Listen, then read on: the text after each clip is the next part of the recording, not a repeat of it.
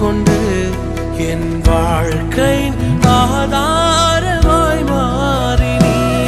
என் அருகில் இருந்த ரூபம் நான் பார்த்து என் சாயல் அழகானதே. என்னை உமதாக மாற்றினீரே. அழகில் மிகவும் சிறந்தவரே. பழுதே இல்லா பூரணரே. உங்க அன்பிற்குள் தொலைந்து போற உங்க நினைப்பால உயிர் வாழுற பூரண அழகே.